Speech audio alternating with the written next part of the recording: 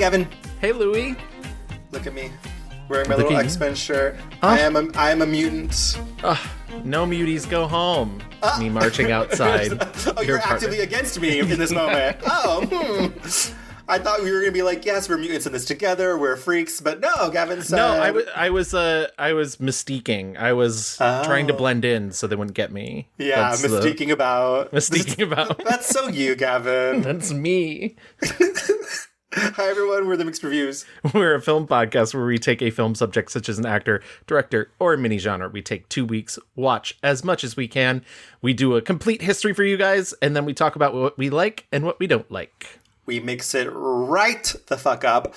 Me and Gavin are recording a little later than usual because the stars, astrologically, like, there's a lot of things going on right now, guys. Like, please take care of yourself. Please live, laugh, love, all those good things, because I personally am being assaulted by the stars. Your Mercury's in retrograde, your Saturn's returning, your Aphrodite lady seashell bikini is in the wash. It's just horrible. Where's your garden panty?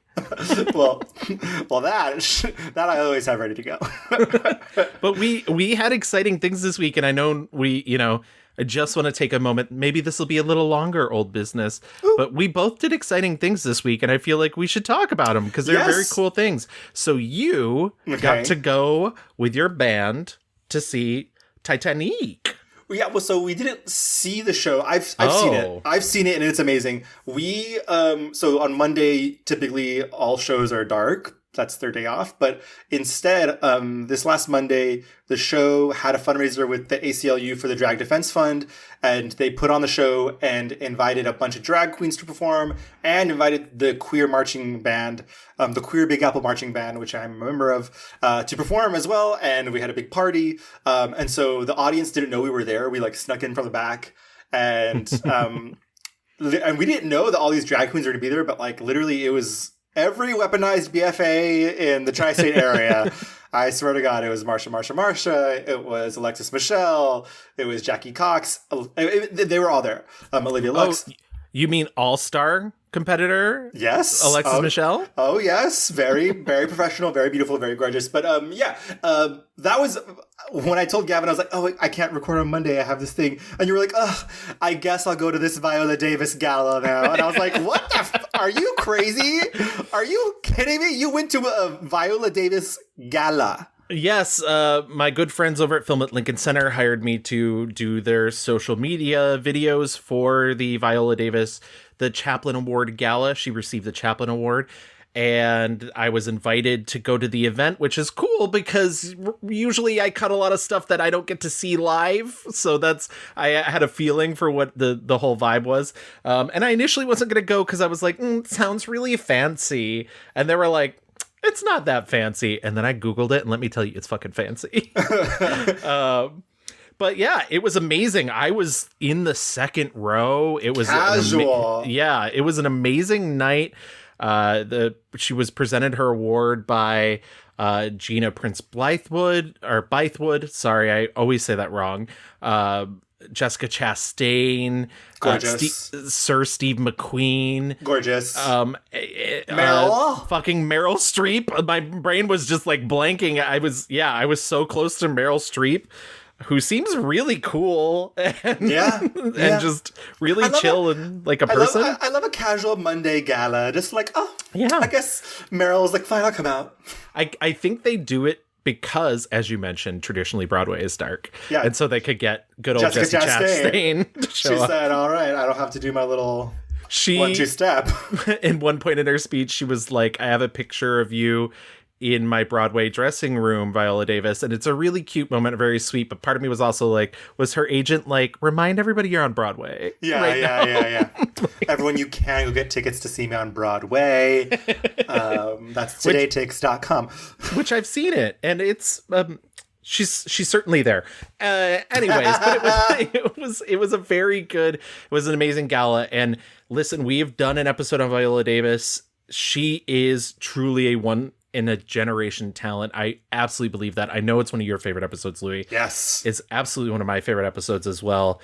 And I cried in that episode. yeah, I mean, she made me cry with her speech. Everybody else was like really lovely and everything. Viola Davis gets up there and is basically like, fucking believe in yourself. Everybody, she's like, you're going to go on a journey in your life. You're going to go to your innermost caves. You're not going to meet God there, but you are going to meet yourself. Wow. And you got to learn. And she's like, you are your greatest love story. And I was just like, I am my greatest love story, Viola. She said, Jessica Chastain, don't you worry, babe. You'll have another chance on Broadway, okay?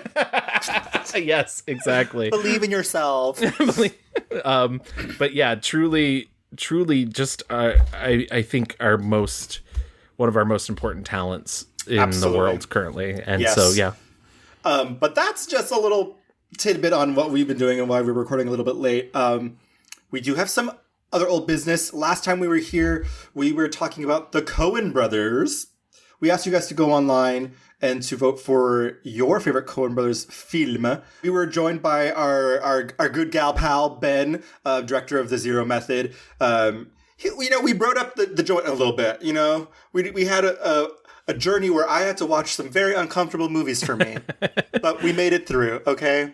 I still really, I do appreciate, Ben Myers, thank you for coming on, because I gotta say, like, I really had this kind of opinion about the Coen brothers in the back of my brain. I was just like, I think they're like maybe secret conservatives, and this whole episode, that whole episode changed my mind. It completely revisiting their films, being like, no, they actually are geniuses, I think. And yeah, I never would have seen No Country for Old Men by myself. I never would have been like, you know what, I want to watch that movie. Nope, never would have wanted to. And I don't know if I will revisit it, but I am glad that I watched it because it is an astounding film, like achievement of filmmaking. But anyway, we asked you guys to go online and to for your favorite movie. It's just like banger after banger after banger. A lot of bangers didn't even make the cut. So my pick, Raising Arizona, came in at last place with 14%. A Serious Man, which was Gavin's pick, and Oh Brother Where Art Thou, which was Ben's pick, tied at 20%. And Fargo came out on top with 46%. We also had a lot of people write in, though, saying Old Country for No Men. No Country for Old Men. Jim message said going with Old Country for No Men. Okay, so that was not my brain. That was me reading. That was yeah. This other person who doesn't know what the meaning of choose one means says A Serious Man, Miller's Crossing, or Inside Llewyn Davis. We got a Barton Fink. We got a Man Who Wasn't There. We got another one who said Blood Simple or The Hudsucker Proxy, which you're crazy for that one. I do like that movie, though, I will say. And you're crazy for that one. So yeah, I mean, like, the thing with the Coen brothers, I think, is just like, it's truly choose your own adventure. I think the moment you put Fargo into that poll, it was decided. But that's not me saying don't. Obviously, it deserves to be there. But like, I was like, oh, Fargo's on there. Fargo's winning. What's wild is like no one said The Big Lebowski, which I thought was surprising. But I guess our audience really isn't that person. But to all the girlies who are that person, we see you, we appreciate you, and what are you doing here? They won't remember, don't worry. No. They got no memory on that. We also have one final piece of, I guess this is new business. It's not old business, this is new business. New business, yes. So we decided it would be fun to play a little game with you guys. And this is for everybody. We've been playing some games with our Patreon people, but we wanted to expand it out. So our current episode, the episode you're listening to right now, was decided by our Patreon community. But we want to make that bigger. So for May, we're doing a little thing we like to call May Madness. Because March Madness is so 2 months ago. Yes. And also basketball is like whatever. I've heard about this game called basketball, and I hear they play it in colleges. Yes. But they do this bracket tournament thing. Very exciting. I love that. Mm-hmm. And I love a good bracket. Remember in the pandemic when we were all bracketing everything? Oh, everything. What a time. What a time. So this is a game we're going to play for all of our listeners. We're going to be putting out through the month of May a 4-tiered bracket, starting with a couple different matchups, and you're going to decide who goes against who. you're going to bring us down to a second tier. Am I saying this right? Well, so essentially we're starting with 8 actresses. Yes. We have chosen 8 actresses. From there, you all will vote. We will go down to 4 for the semifinals, and then obviously in the finals we'll have the last 2 girlies standing. Now, Gavin, you made the bracket. Yes, I did, and I do want to say real quick too. Also, the trick is the final 2 that are going head to head. They will actually be decided by our Patreon people. So, if you want to be in the final 2 vote, you have to join our Patreon. That's right. It's a bribe. It's a bribe. I wanted to ask you, Gavin, how did you make this bracket? How did you decide like who went up against who? Well, you initially pitched me about 6 women, and then I padded it out with a couple other choices.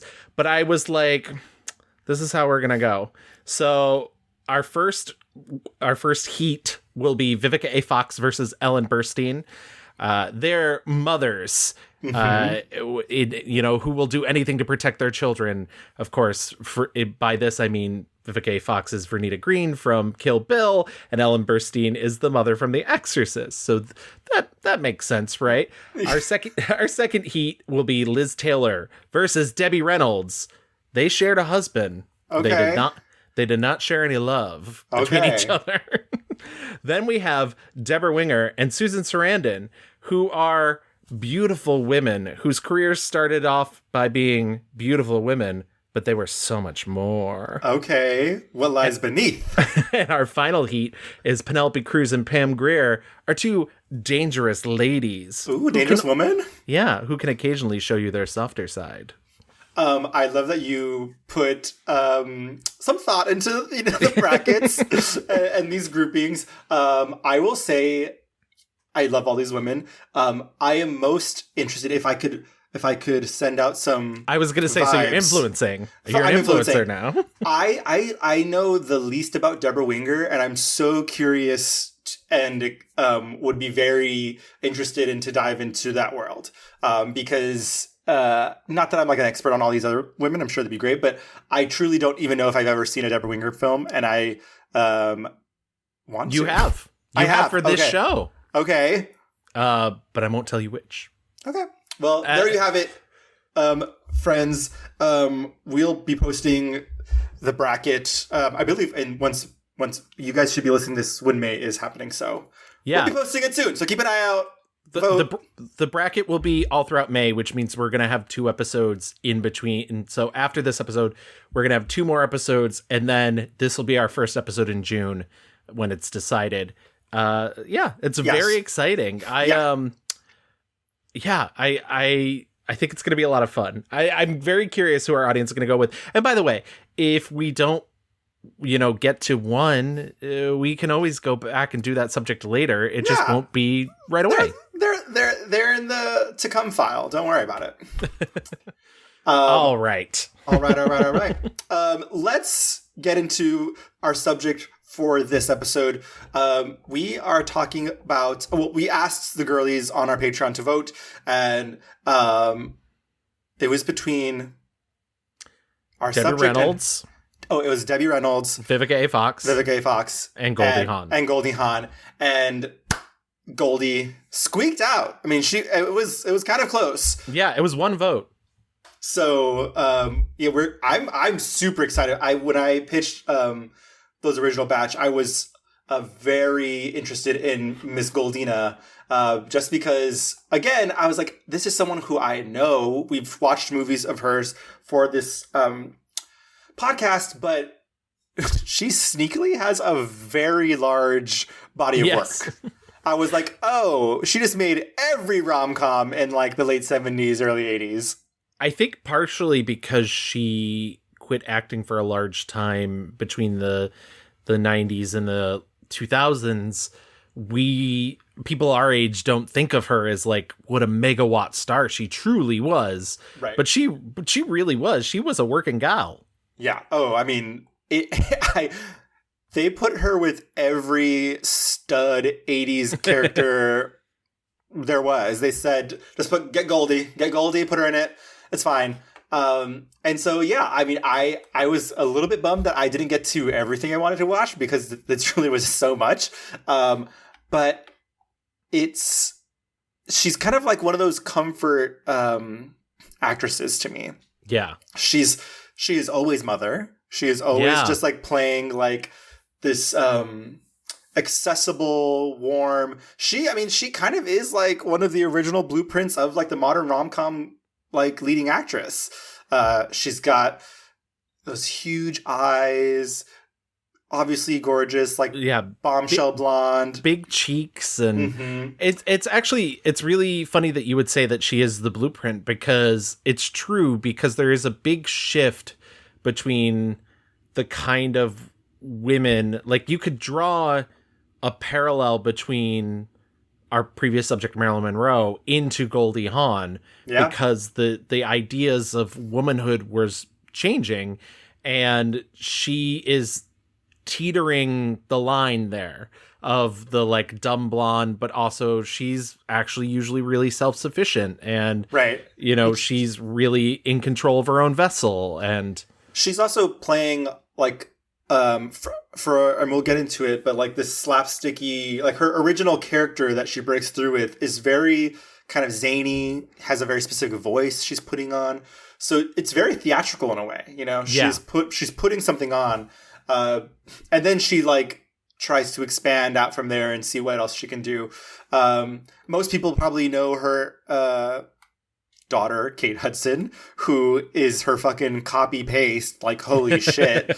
Like, I was watching Overboard with Sam, past guest on the pod, and I was like, what's happening? Daughters, like the Nepo babies, like I was thinking of Maya Hawke, who literally is a little Uma Thurman, sounds like her, acts like her. Kate Hudson, I was like, she studied Goldie and said, I know exactly what I got to do, because Kate Hudson basically took over the Goldie Hawn for like the aughts. But I'm excited to get into Goldie. I had a lot of fun watching. Like, this was an episode where I was like, oh, what fun to watch. These very silly movies. Especially right after the Coen brothers. Yeah, I know. Great palate cleanser. Yes. We have talked about her a little bit because we watched Shampoo for Warren Beatty. As well as Dollars for Warren Beatty. Yes. A movie that neither of us really remembers and probably won't talk much about. Sorry if you've come here for Dollars chat. No, we won't do that. Thank you so much. But anyway, why don't we get into our rewind? Goldie Jean Hawn was born November 21st, 1945, so she is 77 years old. It's crazy that she's close to 80 because she seems so young. She gives off very young vibes always. Yeah, but she's been around for such a long time. Like, oh, absolutely. Talk about like an institution of like Hollywood. Jesus. It's funny that you mentioned like she is Mother, because she really, and I mean this as the highest compliment in the world, she really reminds me of my Aunt Sharon. My Aunt Sharon is one of those women who's not really an aunt. She's my mom's best friend from high school, and she's just always been in my life, and I love her to death. And she's like a very independent lady, a big hippie. Like, she's been with the same guy for like 40 years and they're not married. Wow. And like she's giving Goldie. Yeah, and every time I'm just like, Goldie Hawn and Aunt Sharon have a lot in common. They would be gal palling about. They absolutely would be. Hawn was born in Washington, D.C. to Laura, a jewelry shop / dance instructor or dance school owner. I apologize. Does that mean she owned a jewelry shop as well as? I wonder if, like, was it a jewelry shop and a dance school, like one building, or was it like she owned a jewelry shop and a dance school? Either way, I mean, like, her dad was a band musician. Yes, so Edward like, Rutledge Hawn. So like we're getting a lot of hippie vibes already off the bat. And he played for like every major event in Washington D.C. She has a sister who is Patty Hawn. She's an entertainment publicist. It's just like sometimes hard to like wrap your head around that. Like, this woman has been around since 1945. Yeah, really came of age in front of the audience, us, the public, in the 60s. Like, she culture has changed so much. Yeah. And it's funny, I was watching some of the laugh-in stuff she did in the 60s, and I was like, huh. Yeah. The things that they were laughing at back then are really something. Well, we'll get to laugh-in in a moment. Okay. Her father was a Presbyterian, her mother was Jewish, and Hawn was raised Jewish, so she does consider herself Jewish. This is all in Maryland. She began ballet and tap dancing lessons at the age of 3. I love dancing. I danced through life. I danced hard since I'm 3 years old, and I became a professional dancer. She ends up making her stage debut in 1964 playing Juliet in a Virginia Shakespeare Festival production of Romeo and Juliet. Casual. Big role. No big deal. Juliet. In 64, Hawn ran and taught in a ballet school. She had just dropped out of American University. She went to American University in Washington, D.C., and then she was like, not for me. No. I don't see her as like, it's funny, I'm thinking of Farrah Fawcett. Was kind of like in the same lane, obviously like blonde bombshell, girl next door vibes.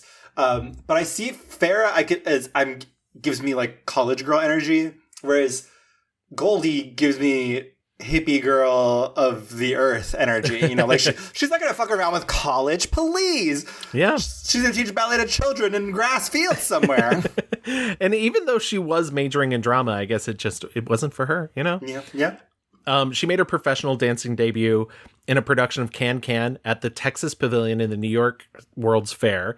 And she began working as a professional dancer a year later and appeared as a go-go dancer in New York City and at the Peppermint Box in New Jersey. While I was trying to get a Broadway show and stuff like that, I had to earn my living, and I ended up, doing go-go that period of time, dancing, on tables and pedestals and stages. And naked? No, I was totally covered up. Oh, I good. swear to God. Nowadays, when people think go-go, they think like nude. But there they weren't nude too, so I was always declaring the fact that I always had my top on. I was never anybody who danced that way. I found a really interesting audio clip of her talking about, her first audition and a guy basically attempting to assault her. And it was really traumatic, and I'm glad she told that story, but I will not be putting that clip into this episode because it is a clip from Megyn Kelly. So fuck off, Megyn Kelly. Yeah. So Megyn Kelly, you will not be anywhere near our show. Sorry. Absolutely not sorry. Not. Not sorry. No. I don't know. So from there, she ends up moving to California to dance in a show at Melodyland Theater, which was a theater in the Round, which just happened to be across from Disneyland. Some alternate programming. If you couldn't get it into Disney, come on down to Melodyland. She also joined the chorus of Pal Joey and How to Succeed in Business Without Really Trying during the June 14th to September 1966 season. And then she ends up getting cast on a very short-lived sitcom. It lasted one season called Good Morning World from 1967 to 1968. Hey, Linda, I think Larry's in love with me. You really think so? I know so. I mean, a single fella just doesn't go around making a single lady his sole beneficiary on his flight insurance unless he's pretty serious about her. Does he? No, he doesn't. She was the role of the girlfriend of a radio disc jockey, and she was basically already carving a path as like the quote-unquote dumb blonde. Yeah. Her next role, which you've already mentioned, is on Rowan and Martin's Laugh-In. She gets worldwide fame essentially just from this show. Laugh-In, I shouldn't say us. My dad raised me on a steady diet of anything that he watched as a kid, so I have seen Laugh-In. Laugh-In is essentially kind of a sketch comedy show, but more it's like family-oriented. Yeah. But also like kind of counterculturally because it had very progressive politics, except for when it came to women, and right. But and like was very sexy and naughty sometimes too, like. And essentially, she's like a cast member, but she's also doing this dumb blonde character, and that sort of overrides any other character she's playing. And so they basically just start calling her Goldie Hawn on. They're like, they'll go to segments and they'll be like, "Here's Goldie trying to explain math," Yeah. And here's Goldie now trying to explain time zones. There are 4 time zones in the United States. For instance, if you're having lunch in Chicago, it's breakfast time in California. Of course, if you're in Chicago, you wouldn't feel like breakfast if you're from California because you've just had lunch. However, those living in New York, it's dinner time while we're still eating lunch here in California. She has a very, like, helium-pitched voice, and she's kind of, like, rapid fire, and the comedy is, hearing this beautiful woman, really expressive face with like a very crazy voice and kind of talking in circles. And, she was known for breaking a lot and giggling during sketches. And some people like found that endearing. Others were like, fucking Goldie, she's such a dumb blonde. She can't even get it together.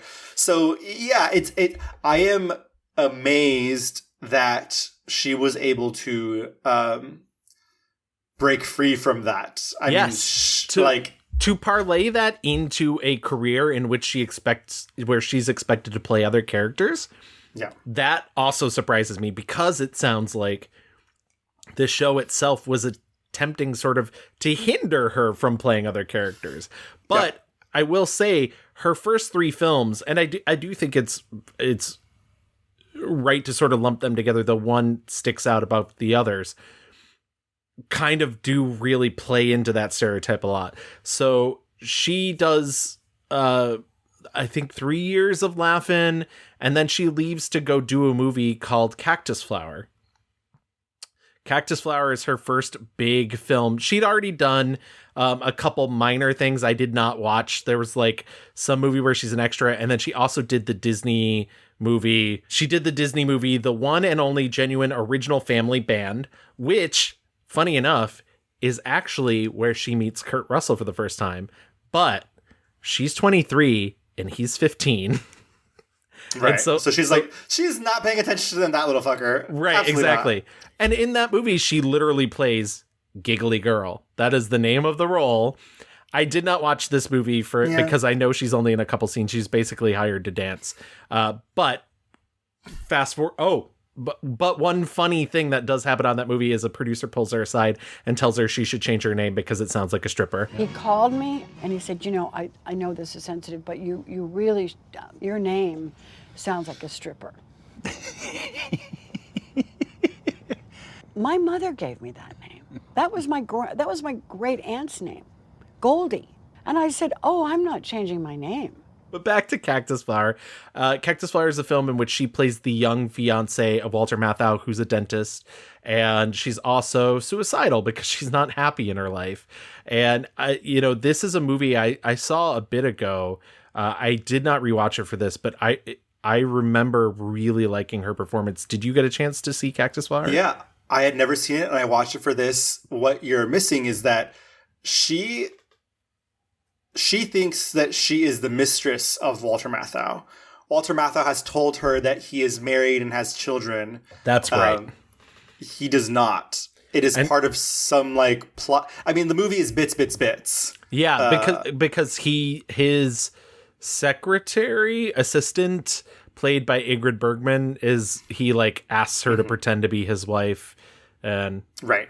And Ingrid Bergman's so good in this movie. She's very good in the movie. I mean, again, the movie is just bits. It's really funny. Everyone's really good in it. It's very jealousy, love games. Everyone's really hot also. What if I told you that it's my wife who wants the divorce? Oh, God, you mean she found out about us? Let's just say that she wants her freedom, too. Oh. Well, in that case, I'll be proud to marry you. Oh, baby. That's great. I mean, she wins a fucking Oscar for it. Yes, but that's where I'm getting at. Of the other 2 movies that come out after it, this is the one that really puts her on the map because she wins an Academy Award for Best Supporting Actress. She is in London at the time of the Oscars, shooting her second movie, There's a Girl in My Soup, which I actually think ends up being her third movie, but just, shooting, reversing and whatnot. It gets announced. She gets a phone call in the middle of the night telling her she's won, and she's like, what, won what, what's going on? And they're like, no, you won the Oscar. I had no belief that I would ever get it. So in the meantime, I forgot, actually, it was on television that night. So, and then I woke up from a phone call at like 4 a.m. or 3 a.m, and it was a man's voice, and he said, hey, congratulations, you got it. And I just had wakened from his sleep, and I said, I got what? He said, you got the Academy Award for Best Supporting Actress. And I went, oh my God, I can't believe it. I can't believe it. I never saw it until a few weeks ago. I never got dressed up. I never got to pick up the award, but it's been sitting proudly wherever I go. I didn't watch There's a Girl in My Soup, but I did see Butterflies Are Free. Okay, well, There's a Girl in My Soup is bad. And honestly, I think Peter Sellers, whom I love, I think his, but has like so many bad spots in his career, so much race makeup and so much like, but I think his true downfall was just his obsession with counterculture. He does so many movies in which he's the straight guy to like a hippie girl. And it's just like, no, none of these are funny. But yeah, so that's, I mean, There's a Girl in My Soup. There's a couple good scenes, but you're not really missing a terrible amount. The way I just laughed and laughed at Butterflies Are Free, the late 60s, early 70s were just a time where progressive people were aggressively like, you're different? That's crazy. I can't believe it. How do you do it? the amount of times in which so the plot of that movie is she moves next door to a young blind man. She's 19, he's like 21. It doesn't actually say what his age is in the film, but you can assume he's young. Yeah. And he falls in love with her, but she's like really flighty. I will say this, that aspect of it, you're absolutely right. It is based on a play. I do think her character is painfully realistic, because I know I've met that girl in real life, and that's not a judgment. Like, but I've known people who are that like just make really snap decisions, and I'm always like, how did they do that? It's like, yeah, she's like impulsive and also wants to. I mean, his whole thing is like, don't pity me because I'm blind, right? And she does, and she spends the entire movie doing it. Yeah, she does, and she's being patronizing, and he's like, you don't have to do any of this. Literally, just go away. Like, it's fine. And instead, she kind of like flaunts this other guy in front of him, and his mom shows up. Yeah, she's really doing it. His mom shows up, and his mom is like big, sheltered type, but also like you really, I think the characters are fleshed out enough that you really do understand his mom's motivations for that. Like she doesn't know any better, but she realizes that she does have to let him fly free. But the thing with Goldie bringing this other guy in to like flaunt in front of him, like she's doing that to hurt his mom more than anybody, which is so mean.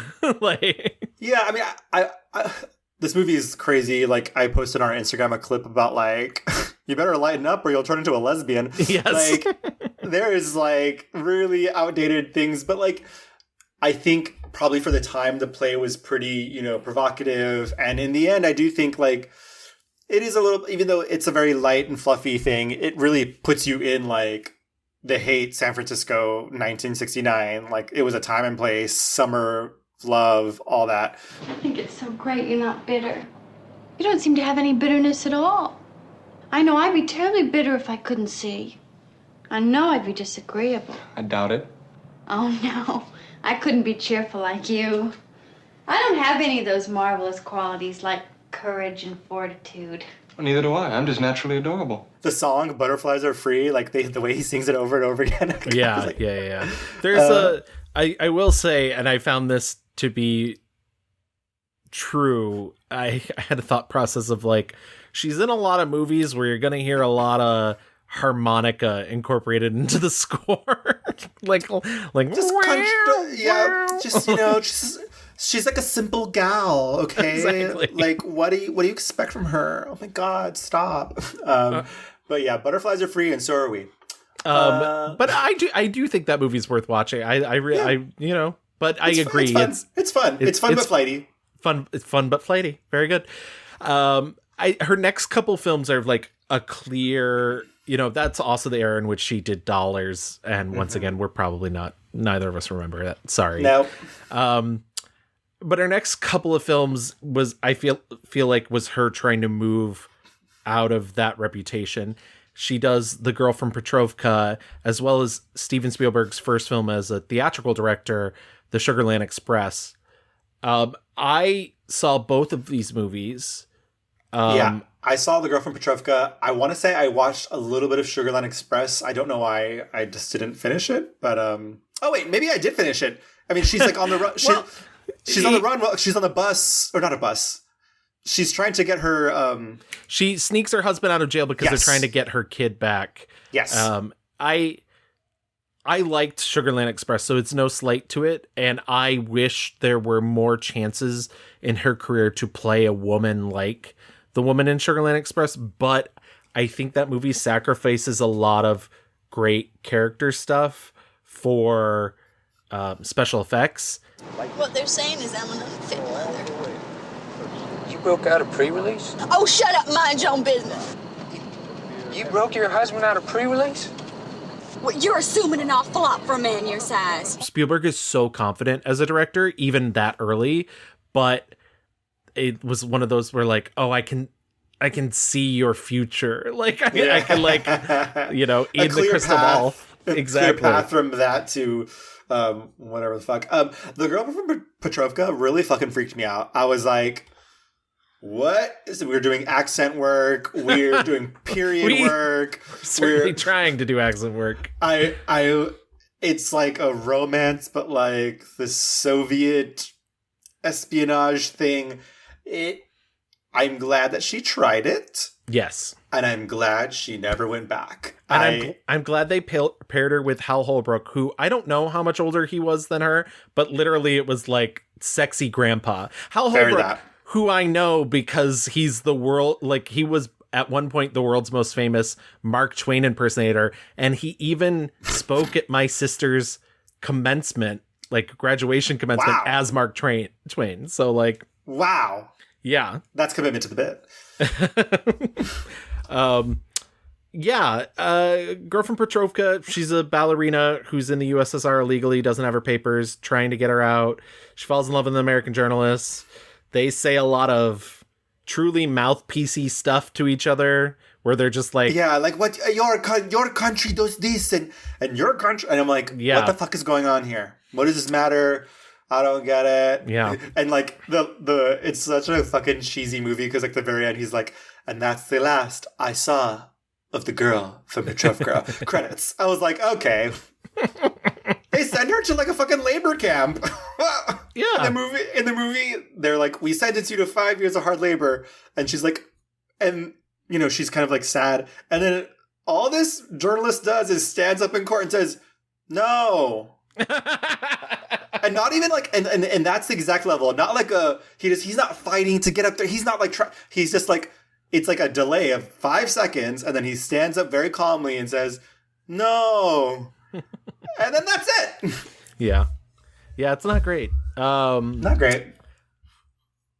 I think 75 kind of comes around and changes things for her. 75, she does Hal Ashby's Shampoo. As you mentioned, we talked about this before in a Warren Beatty episode. This is a really good adult performance. Mm-hmm. Mm-hmm. And this is what I was saying about Sugarland Express, where I wish she could have played more women like that in her. I feel like Shampoo also has elements of that, where it's like, can be seen as sort of a flighty character. Like, she's given all the trappings of a normal Goldie character, but there's a lot of depth there and there's a lot of pain there. She's plays Warren Beatty's girlfriend. He's a hairdresser who is a serial cheater. Essentially, yeah. He sleeps with every one of his clients, and she's kind of like, let me cut your hair and then fuck you a little bit. Yeah. Much like if you've ever been to a salon, everybody knows that's what happens. Yeah, every hairdresser. It's crazy. These players, these just can't believe. Yeah, I like her performance in Shampoo a lot, and the rest of the cast, it's a stacked cast, and she really holds her own. Yeah, I mean, I think it feels like she's gone through this transformation of, from just doing the giggly dumb blonde thing into a more sophisticated version of herself. She's also, moving away from in those first 3 movies, she's still doing the high-pitched thing. She's still, and so I think she's still settling into who she is, but also she's becoming older, she's maturing as a person, I think. It's funny, she said in an interview about she was in the room with these filmmakers, and she was I was not afraid to talk back, to give my opinion. And she was, I don't know if she said that I guess some men perhaps said that she was difficult to work with because she was always talking, voicing her opinion. The problem wasn't the no. The problem was the trepidation, really, of other male directors wanting to work with me because they thought that I would want to take over. Movies are inherently a collaborative experience. Yeah. Yes, they don't happen in a vacuum. Hello? No. She does 2 big TV specials throughout the 70s. She does Pure Goldie in 1971, early on in that film cycle. But then she also does the Goldie Hawn special in 1978. I feel like people don't know this doesn't happen anymore. But essentially, if you were a Hollywood celebrity and you could sing, dance, and act, you got your own variety show for a special show. Yeah. I mean, there were people we've talked about Cher on the show before. Cher had several variety shows, a weekly one, Carol Burnett, but you could basically get a Thursday night special, 1 hour thing. And she was doing that. The closest we have to that was Maya Rudolph had one. Yeah. And then, earlier than that, Jessica Simpson had one. Oh, yeah. I forgot about the Jessica Simpson one. Oh, God man. Bless. What a God time. Bless. What a time to be alive. 1 year after Shampoo, she does a romantic comedy Western called The Duchess and the Dirtwater Fox. I watched about 20 minutes of this. This was the last thing I was trying to watch, and I was just I don't have time. Didn't get to it. So sorry, Duchess. No. It exists. Okay. Okay. But also, and we haven't really talked about her personal life. She's on her second husband currently, and having a kid. She's having a son. So let me rewind just a tiny bit. She marries her first husband, Gus Triconis, in 1969. They stay together until 1976. So it's a pretty long relationship. Mm-hmm. Bill Hudson, who I think most people know is her husband because of Kate Hudson. She's with Bill Hudson from 1976 to 1982. She has 2 kids with Bill Hudson, Oliver Hudson and Kate Hudson. Oliver Hudson is also an actor. He just happens to not be a clone of Goldie. Yeah, he looks like fucking Kurt Russell. Yeah, which is weird. Because he's not. Yeah, she was busy in the 70s, girl. On set and off. Okay, I mean, she was hot. She was it. And her special gets nominated for an Emmy. And she decides to go back to film to try and mount a comeback. And the first film she does is Foul Play, 1978 with Chevy Chase. This is kind of a whodunit. It's a Hitchcock send up. And so I would say the first half of it is really good.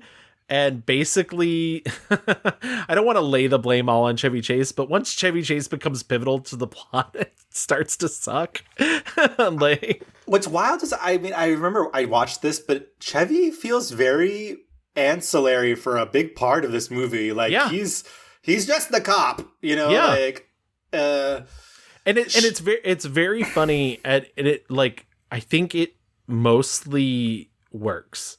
And most of the Hitchcock's, but then the the last half of the movie just moves so far into slapstick. Yeah. Like, I love the like weird plot about replacing the Pope and like replacing a bishop to kill the Pope. Sorry. Yeah. And they're like, oh, and who's the like really horny guy who she keeps running into? I feel like Dudley Moore.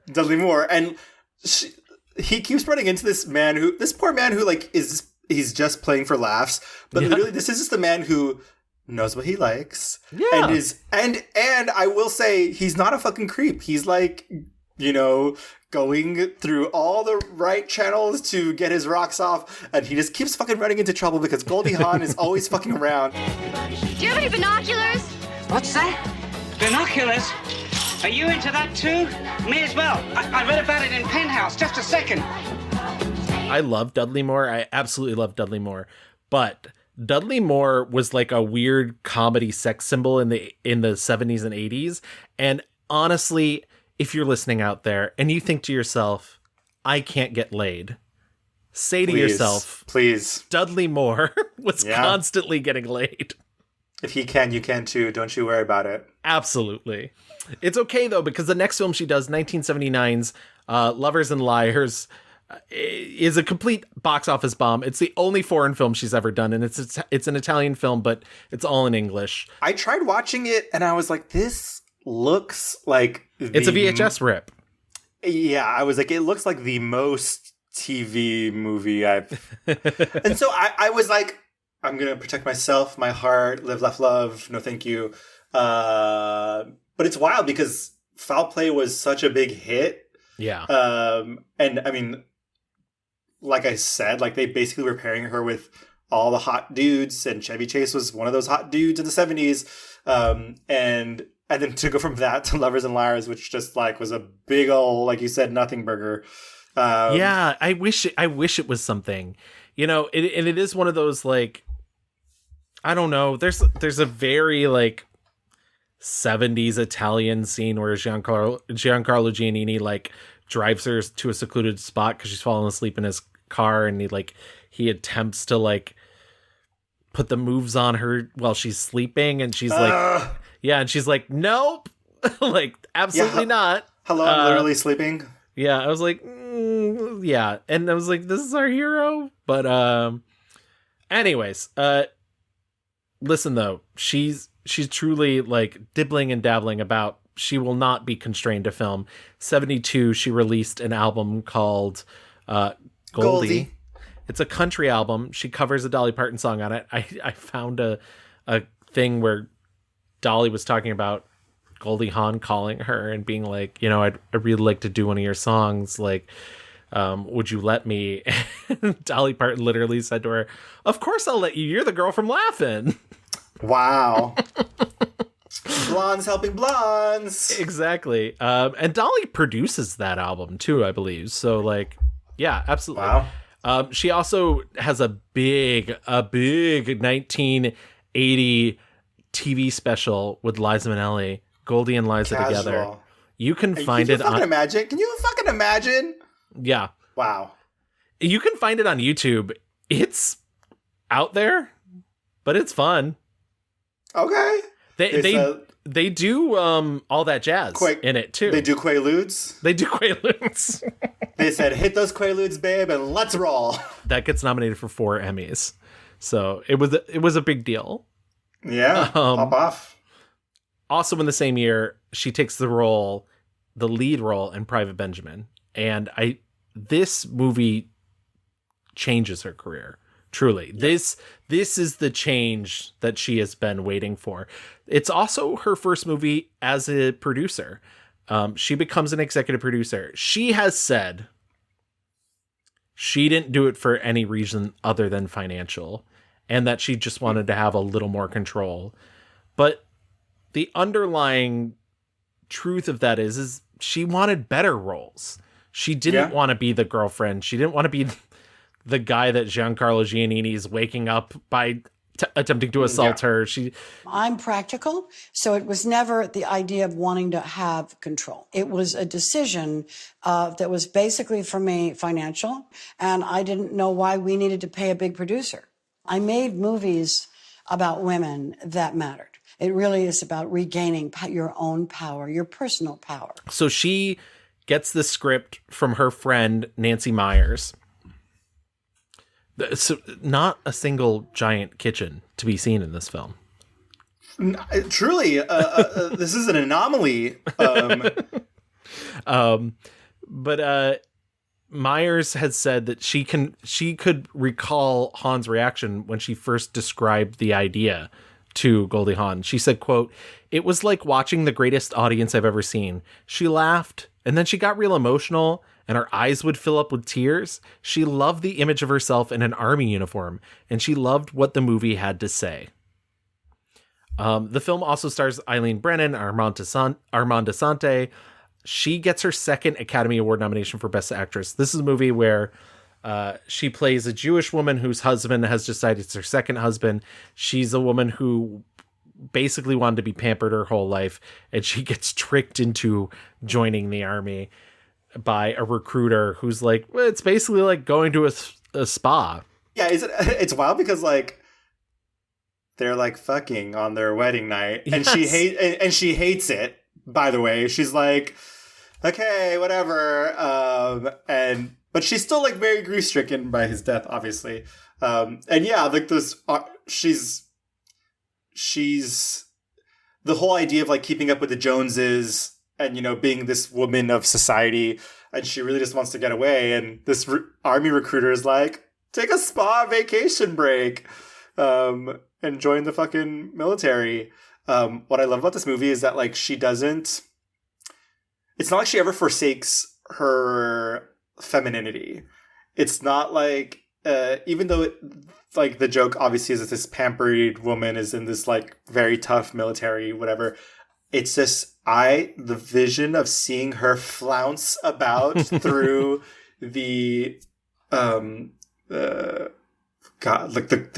obstacle course is just, that is high camp. Like if we ever lose sight of what camp is, it is Goldie Hawn doing an obstacle course in Private Benjamin. It's funny, the original director of this movie quit. He quit a couple weeks in, and he apparently quit because he thought the movie was anti-Semitic. And Goldie Hawn literally had to be like, I'm Jewish! Like, what? Like, what are you talking about? So she tells the story of like marching into essentially the commissary at the studio and seeing a director that she knew, and it was like, do you want to direct a movie? You busy, babe? Or... yeah, it's a big hit. It's like one of the biggest hits of her career. I had some issues with it, but I think I'd never seen it, and I think I'd wrongly judged it as being like, as a kid, I remember seeing it on TV a lot and being like, that sounds boring. Like an army movie, boring. And but I think it's actually very funny, and like a lot of it is really, really funny.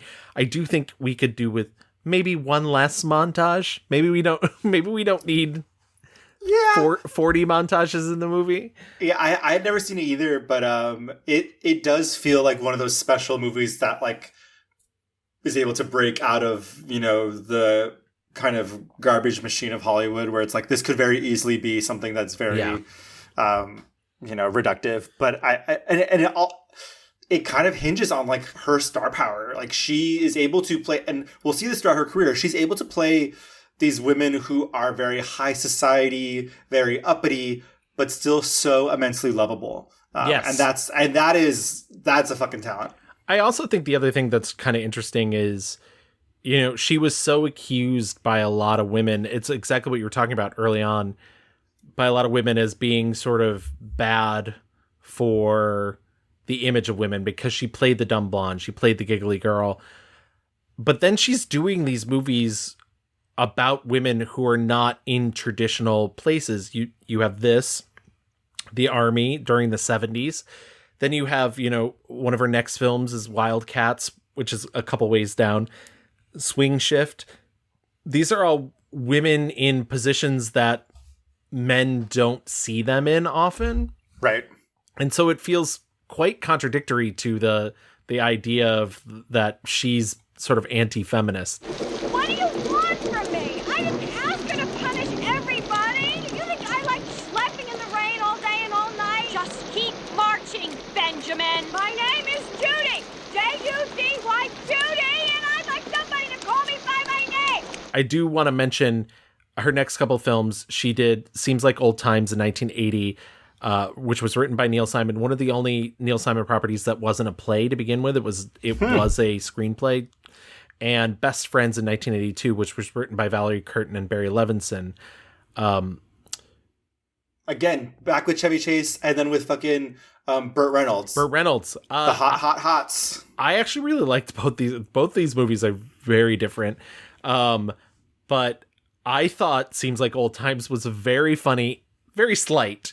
And a lot of the critics really nailed it when it came out for that. They're like, none of these characters are very real at all. And I was like, this is the movie you want real characters in. Though she is a district attorney, or no, she's the lawyer in that. She's a lawyer in that. Yeah. Her husband's a district attorney, right? That's right. Yeah. And then Best Friends, I thought was really, really sweet. That was actually one of the last ones I watched for this. I love that poster. These two I didn't get around to. I watched the next two, but yeah, it's funny because some of these, her character is she's in her rom-com girly era. Like she is being Goldie. It's the sweet spot, you know? So I'm not surprised that like you were charmed by these, because I think this era, she's very like, everything has come together. Like and she's not like pushing herself really. Like, I don't think any of this is like, you know, I think the closest she gets to pushing herself is Best Friends of those, because it is a more complex character. There's a real melancholy to Best Friends that you don't see in a lot of these other films. I'm on my honeymoon. I want to sleep with my wife. Honey, we can sleep together when we get to your folks' house. Are you crazy? That's a week from now. I know it sounds crazy, but if we slept in the same room, my parents would think we were having sex. Really? You're acting like a teenager. Well, this is my teenage room. This isn't a room for sexual relations. It's a room for slumber parties. The next couple that you did mention, Protocol in 1984, which was co-written by Nancy Myers, and Wildcats 1986. She was an executive producer on both of those. And then in between those two, she does Swing Shift in 1984. I saw Protocol. I saw all three of these. Yep. I hated Protocol. I liked Wildcats. I think Wildcats is very simple. Wildcats is like early Disney movie. Yes, you know? yeah. A Disney Channel movie. It's a Disney Channel movie where they can say fuck. Yes, and also like Wesley Snipes is so hot. Like young Wesley Snipes, but like still too old to be a high schooler. Yes, same with Woody Harrelson. I was like, Woody Harrelson, you were not a teenager. Yeah, it's Goldie Hawn and all these 25-year-olds being like, I'm 17. I had to constantly remind myself through the movie that they were teenagers. I had to be like, wait, high schoolers. No. Right, but also, I mean, again, I will say, like, in Wildcats, it would be very easy for her to not be... She's like a single mom, and she, like, not only is a single mom, but her ex is still part of her life, and her ex is married. Like, they really go out of the way to make this kind of a modern family. Like, it's more complicated than I think like a movie with like less on its mind was tempted to go for. So I like that. I thought Protocol was very silly in like kind of a it's very like propaganda nonsense, but also I kind of liked it. Oh no, I mean I get it. It's the whole thing of like, I'm not a Republican or a Democrat. I'm an American, and I'm going to say what I'm going to say. And it works coming out of her mouth because it's fucking Goldie Hawn. Right. And like the whole movie, like all these politicians around her are like, oh my God, we need to like use her to our, you know, to our benefit. Right. And like it just, unfortunately, the people that do say that now, like I'm not a Republican, it's like are the worst fucking people. I think this is not me telling tales out of school, and I'm saying this in a way that's not libelous. I think there's a kernel of truth to that in Goldie Hawn's life, because I have heard on the DL that like Kurt Russell hangs out with a very prominent Fox News guy, Okay, and it like says that, you know, he won't ever go on his show because he doesn't want to ruin his career. Of course. So I do wonder if there's part of my other big thing. You're very right. That was a big turnoff for me for Protocol. My other big thing is the movie goes out of its way to present a really positive portrayal of a gay relationship. Yes. She lives with a gay couple, and they are presented basically in the most heteronormative way I've seen in a film from that era ever. Yep. On the flip side of that, it is so offensive to Middle East. Like, Middle Easterners, like, they're not even speaking a language in that movie. There is a scene where the characters speak, and it's literal gibberish. It is not a language. Yeah, they definitely are trading on lots of stereotypes and tropes. I mean, she works before she becomes like this big shot Politico person, she works at a bar, and like there's a moment where there's a bunch of like Japanese businessmen there, and there's the Middle Eastern guys are there, and they're serving sushi, and like they're like, yeah, don't you know, like, and all the Asian guys know martial arts, and like, it's your run of the mill gay Asian Japanese sushi bar. They say something, and I did laugh at that. I will say. Well, that's a funny line. Like that's not as problematic. Like, yeah, it is a problematic. I mean, the movie's essentially like, did you know that the government was tricking you into getting married to these Middle Eastern people so they could like, or like the scene where, you know, there's a really great movie called Born Yesterday that Judy Holliday won her Oscar for, and if you have not seen it, I highly recommend seeing it. And Judy Holliday was Goldie Hawn's idol. And I think the reason she did this movie is there's a scene basically ripped from Born Yesterday where she reads the Constitution to two women from this Middle Eastern country, and it changes her attitude.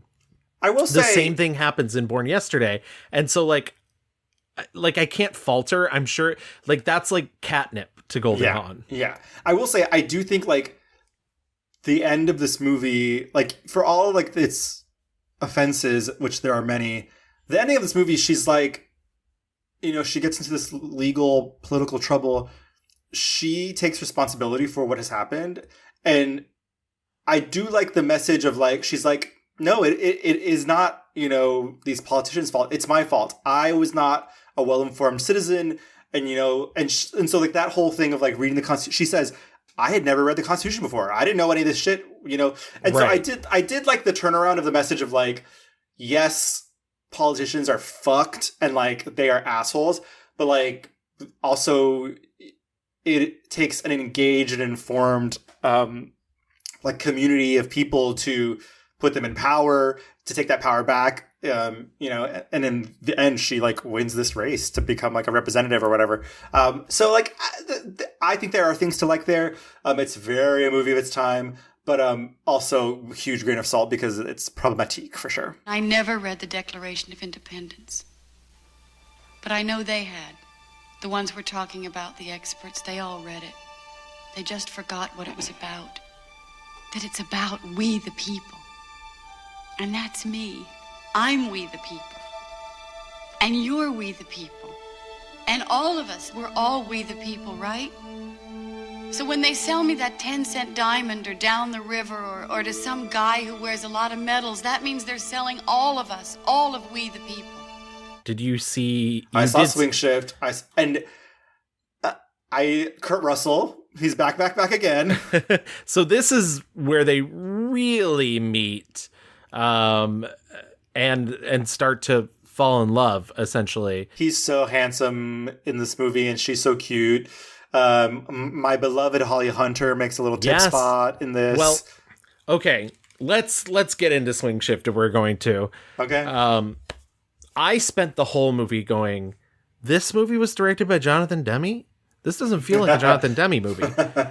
And so I was trying to figure out, you know, what it was, like, why wasn't it working for me? And then I found out that this movie has a very famous history of tinkering. Essentially, Jonathan Demme made one film, and Goldie Hawn didn't like it. And because she was the producer on it, or one of the producers, and very protective over the person that she is, she decided that they should go back and direct a bunch of scenes to make her seem more sympathetic, and also cut Christine Lottie out of the movie a little bit because she felt Christine Lottie was getting a little more screen time than she was. Shit. This kind of really destabilizes the movie, in my opinion.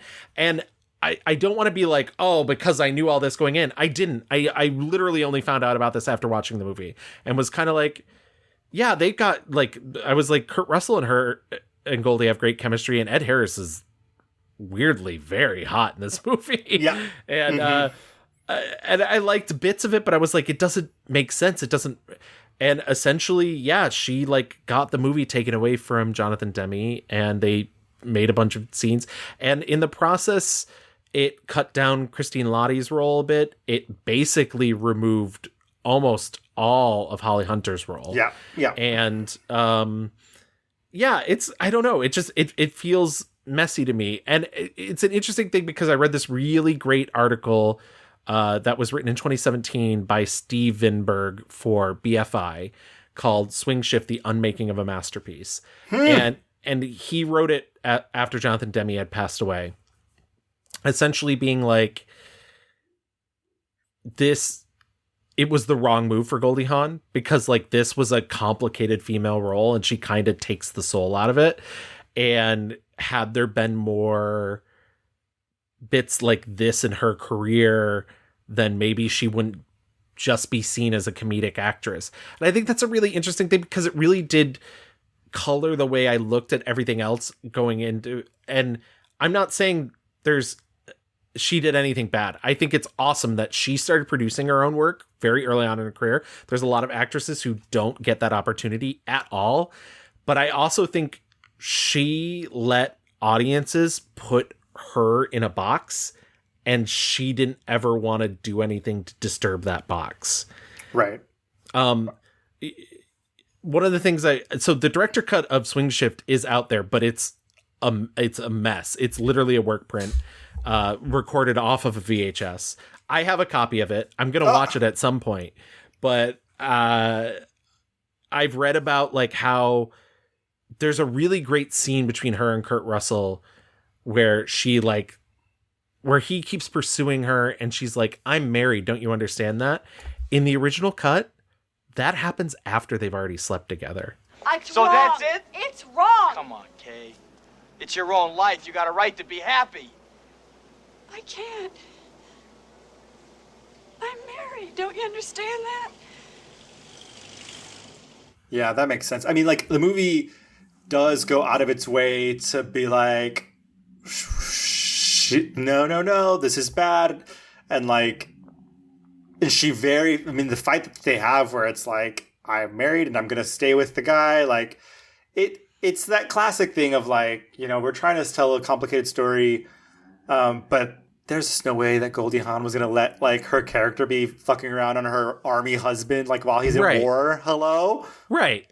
And so I think there is a good movie there, and I think unfortunately it's messy to me. I don't want anybody to be like, I still think there's good stuff in it, and I do really like the little bit of Holly Hunter that we get and everything. She's so good in that one scene where they tell her husband's died. Yeah. She's so good. Like in that, I mean, that's probably her biggest scene. He still became a very famous director, and I don't think it hurt his career, but I'm sure it was a major learning lesson for everybody involved. Yeah, totally. 1985, she does the cover of Playboy. At 39 years old, baby. Hot.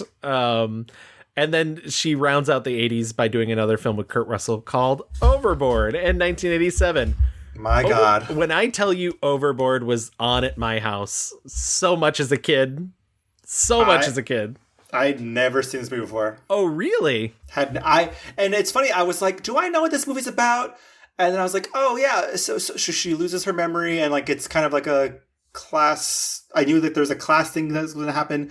I did not know, and I don't think I've ever seen a movie where like someone loses their memory but is still the same person. Yes.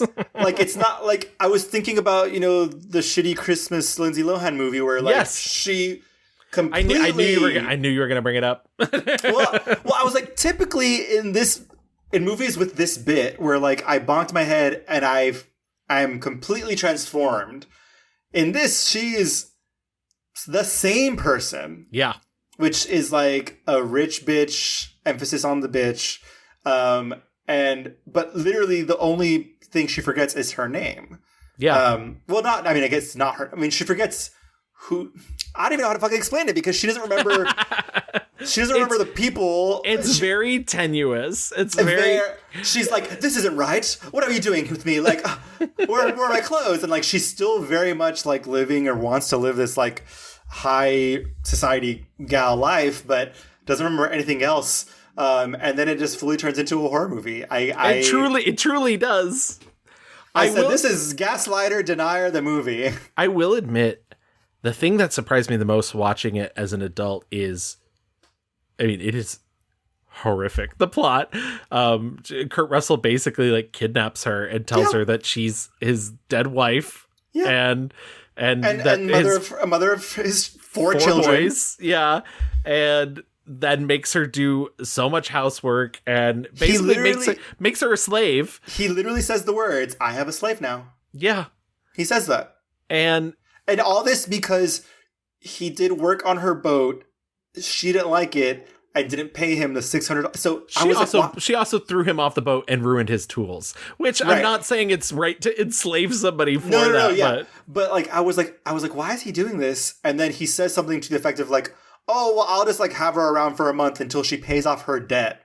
And so I was like, in his head, he is owed the $600 for his work. And so he's going to make her do housework to pay. And I was like, he's a bad person.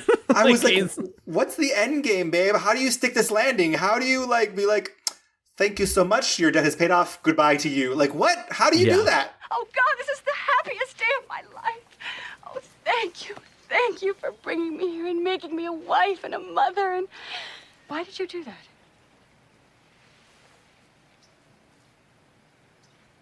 Why? I know why. You're that sweaty carpenter who hates me. And these are your children, and you made me believe that. Oh, God. Sam was like, this is giving incel vibes. Like, this is... And I was thinking of like... Because this movie was a big success, right? Yeah. Yeah, people loved it. Huge success in the 80s, late 80s. And Gary Marshall directed it. Gary Marshall. I was trying to think, like, who is this for? How would people react to this? And why is it, like, such a big... How did we look past that, even then, to, like, look past beyond this, like, kind of crazy plot? And what I realized was it's not about, you know... Like, the movie isn't really about, like, oh, you know, Goldie's transformed and she likes being a mom now, even though that is nefarious, because the nefarious of this movie is that, like, no matter what, a woman will love to become a mother and, like, love to be a housewife and love, like... But I think people liked this movie at the time because it is a takedown of the quote-unquote elite. Right. It is about how your life is actually so much better when you are... in a loving family and, like, you know, living a simple life. And look how ridiculous these rich people are. Aren't they ridiculous and assholes and, like... Right. Which is funny because it's the late 80s. It's like Ronald Reaganism. That's what this has always been the case, but that's what rich people will always tell you, how bad other rich people are and how important it is for you to not be them. So you will continue to do the work for them. Right. I mean, like, and that's, again, like, why there's, like, this kind of seedy underbelly of this movie. It's, like, this huge Hollywood movie is going out of its way to tell you, like, you poor people actually have it great. Yes. And you should just love, you know, she literally... These children are monsters. This is why I believe those rumors about Kurt Russell. But that's... Yeah, I was kind of horrified. There are some funny moments for sure. I'm not immune to the charms of this movie, but like, I can't imagine any person living in today's world and being like, ha ha ha, what a lovely slight movie. Like, oh. Yeah, it's problematique. Yeah. And listen, I think there's a lot of that in her career. But yeah, this movie, like, I'm glad you did the psychological deep dive on it. I'm going to breeze through a lot of the early 90s. I think that's for the best for her. She does Bird on a Wire with Mel Gibson. Clearly should have been another Kurt Russell, Goldie Hawn movie. It's fine, whatever, action-y. She sleeps in a fucking negligee that I was like, no human alive sleeps in that. Has a great final set piece set inside of a zoo. Also, Mel Gibson playing a little bit gay for like a hot minute. Yeah. I was like... You get to see... This is the thing that shocked me the most about Bird on the Wire. Also, just a quick sidebar from my childhood. There's a VHS I remember distinctly growing up that had Bird on a Wire, Total Recall, and Narrow Margin. And I had never seen Bird on a Wire or Narrow Margin, but I would always watch Total Recall, which was in the middle. We taped stuff off TV a lot. Okay. They pull down his pants at one point to get bullet out of it. Yeah, bullets. And his ass is so hairy. He has a hairy butt. And I was shocked. I was like, this is the 90s. I figured somebody would have like waxed that. But I guess it was probably because it was Mel Gibson. He was probably like, that's not manly. I'm not getting waxed. Yeah. I mean, I was like, why do people like Mel Gibson? And then he's literally in his underwear for like a good portion of this movie. And I was like, okay, I get it. Yeah. Sure. Bad person. Very bad person. I was like, are you excusing his anti-Semitism, his sexism, Louis? No. He's very... Well, that's the reason. I was like, why did we like him so much? Like, why? And I was like, oh, he's aggressively hot. Sure. In 91, she also does Deceived, which is a thriller. The drama Crisscross. Yeah. She also does House Sitter with Steve Martin. And I think the movie that most people would expect us to talk about, Death Becomes Her in 1992. Before Death Becomes Her, she's in her thriller era. Yeah. Fully. I didn't see Crisscross. I wanted to. I saw Crisscross, baby. It's... Did you see Deceived though? Oh, I absolutely did. I think Deceived is the proof that like when you take her out of her element, it's less fun because she doesn't have access to all of the tricks that she's so good at. And so she's really kind of boring in Deceived. And then Deceived has the most hilarious last 20 minutes I've ever seen in a thriller movie. I couldn't believe the way he died. Even before he dies, she literally... So he's like forcing her to kiss him. This is her husband, who's also not her husband, also was pretending to be dead. She pulls a knife out of her coat and stabs him and runs out of the house and then locks the front door from the outside. Yeah. And he can't get out. And I was like, turn the fucking lock. That's not how doors work. Yeah, I will say, maybe it's because I watched all these in a very compressed amount of time. I was like, this is a nice shakeup from... Yes, yeah. It's very distinct because it's perhaps her most true thriller where, like, something is afoot. I love that, like, she just thinks he's having an affair, but it's like, no, this is not the person you think he is. By the way, the fancy restaurant that she meets him in at the beginning, the exterior of that, because they shot it all in New York City, I was like... That is absolutely the underground pizzeria Uno's that used to be at the end of my block when I lived in Bay Ridge. Wow. I was like, that's 100% the pizzeria Uno. Ever been to Pizzeria Uno? That's where you have... super fancy. It's super fancy, yeah. A very silly, doesn't make sense movie at all. Yeah, no. And then obviously Death Becomes Her. I mean, how many times have we talked about Death Becomes Her on this show? Robert Zemeckis episode. Yeah. Amazing. She's having so much fun. I watched it again just to like really zone in on her, and I was like, God, she must have just been having a blast. Yeah. She gets to play this character up and down and sideways and just like really over the top. really dramatic, really funny, just like nailing everything. So rude too. Like, she's just a girl, Ernest, a girl from Newark, for Christ's sakes. Yeah. I love this mode, and it is absolutely a mode she rarely gets to play. And what's fun is it's a film full of bad people, so you don't have to really feel bad for playing a bad person. And I think that's maybe what sold her on it, was because she doesn't really play bad people in movies. Right. But I think this being a film in which everybody's an asshole, she was like, okay, well, I'll join the fun. Yeah. I mean, and she's across Meryl. Like, it's fucking just Meryl Streep. Yeah. It kind my of new best friend. It kind of cements her like in the pantheon, right? Like, she's and Death Becomes Her becomes this cult classic. It's wild, because for as much as she was a 60s it girl, she's had all these successes in the 70s and 80s. It just keeps rolling. It really just keeps fucking rolling. Well, I mean, she starts producing her own movies that she's not even in. She produced Something to Talk About, starring Julia Roberts. She directs a movie called Hope in 1997, starring Christine Lahti and Jenna Malone. That was a TV movie. And then, of course, First Wives Club, 1996. Bet, Diane Keaton, Goldie Hawn. We talk about this in our Diane Keaton episode, and I just realized, if looking at the poster, if you haven't seen the poster and you've only seen the movie, you would say that Diane Keaton is the lead of this movie.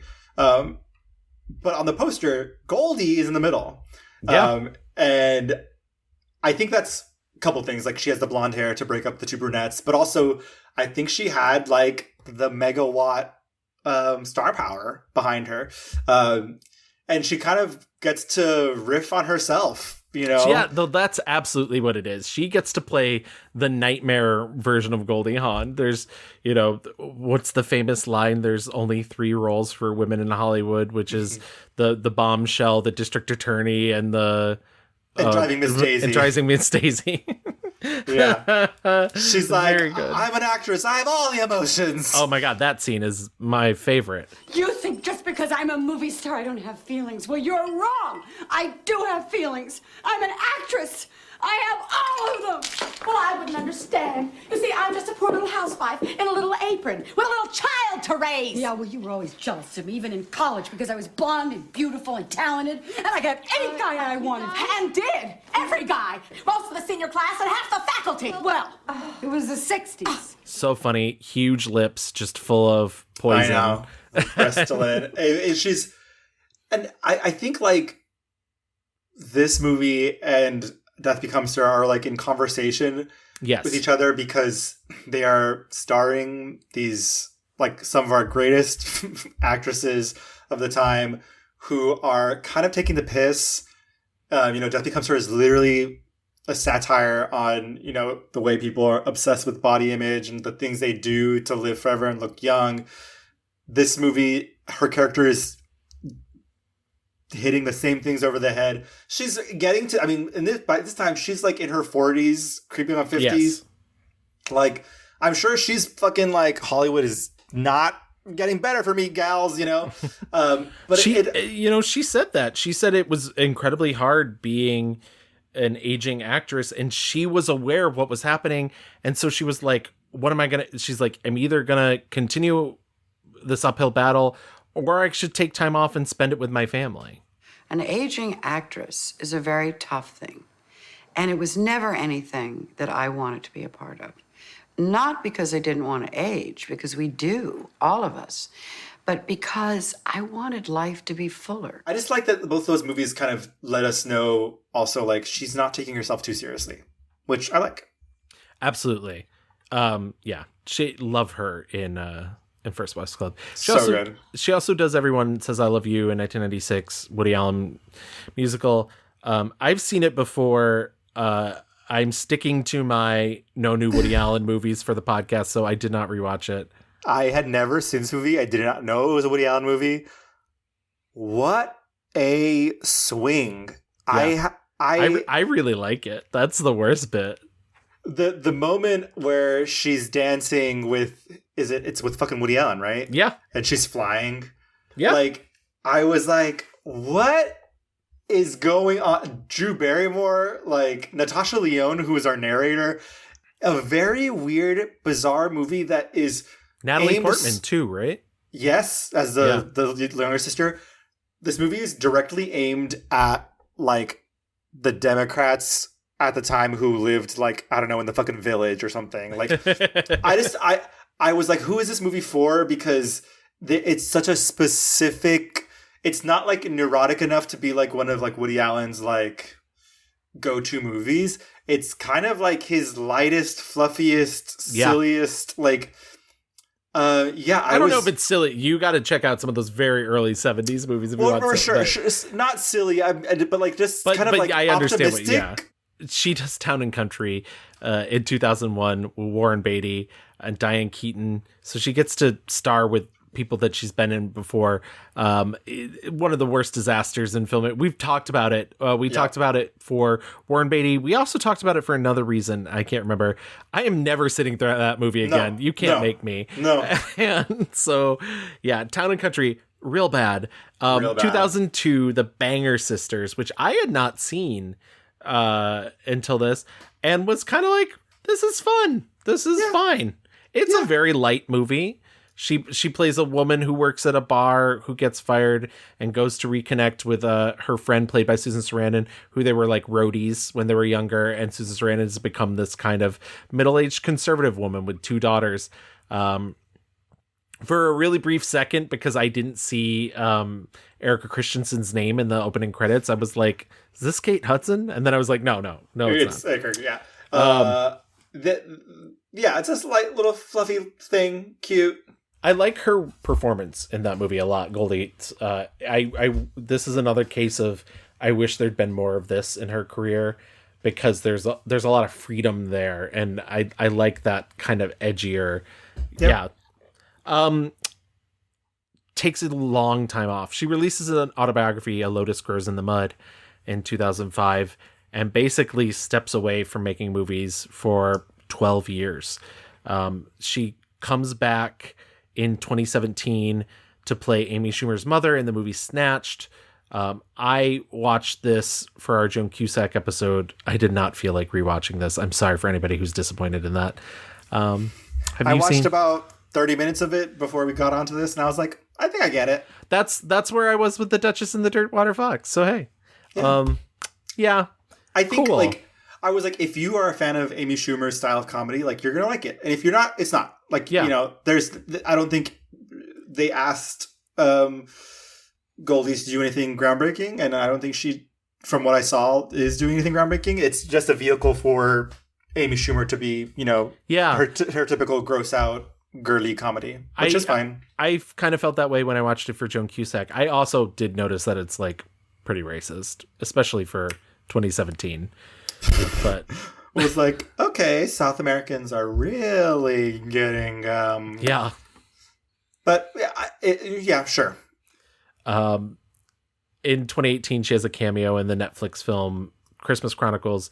She has a larger role in the sequel Christmas Chronicles 2 from 2020. She plays Mrs. Claus to Kurt Russell's Santa Claus, and it's cute. It's cute. I've not seen either. I know I had the opportunity to watch Christmas Chronicle when we did Santa We don't need to talk about that. Like, no, it's cute. It's cute. These people are in their 70s. Let them play Santa and Mrs. Claus. Who cares? Cute. Exactly. She has said if she wants, she wants to play Mrs. Claus one more time. So hopefully they get it. I thought those movies were hits. Yeah, work. She has said in a 2012 interview she's not a Buddhist, even though she does practice a lot of meditation, that she is in fact Jewish. She's a huge supporter of the LGBTQ community. She has spoken to nations such as Nigeria and others which have criminalized gay people, and she's denounced these laws, stating this is man's inhumanity to man of the first order. We've mentioned that she's been with Kurt Russell since Valentine's Day in 1983. They are not married. She has said, in fact, if they were married, most likely they would have divorced by now. Wow. I love that. You both want to be together. You've got to want to be together. And as long as you, why are you laughing? I'm just because you're right. It's up and down. It's sideways. It's whatever. At the end of the day, how do you explain it? I don't know. I guess it's as simple as saying, for me, it's the same thing as what you're saying. I call that love. Relationships go through periods, sometimes really hard times. But there's nothing sweeter than having a family. And that is worth everything. They have a blended family, as we mentioned before. She has her 2 kids from her previous marriage. He has a son from a previous relationship. They also have their son, Wyatt Russell, who is handsome as fuck. Really? I want to look him up. Hold on. Yeah. You've seen him before. Did you see 22 Jump Street? I think that's him. He's the maybe? Football player. He's cute. Oh, he's very cute. He looks like he's like the reverse Kate Hudson, where he's a clone of Kurt Russell. Yeah. Yeah. And that's pretty much wraps her up, except, in 2003, she started the Hawn Foundation.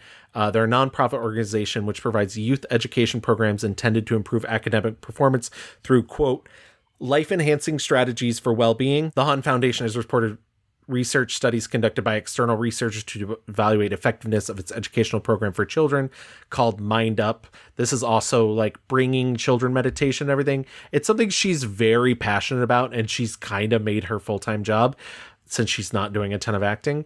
And I think that's pretty respectable because it's more about, I don't know, it doesn't seem harmful to me to say, I would like to help kids learn. Yeah. Great. But that's Goldie in a nutshell. Why don't we start with our 1-star reviews just to talk about the films that we didn't particularly like.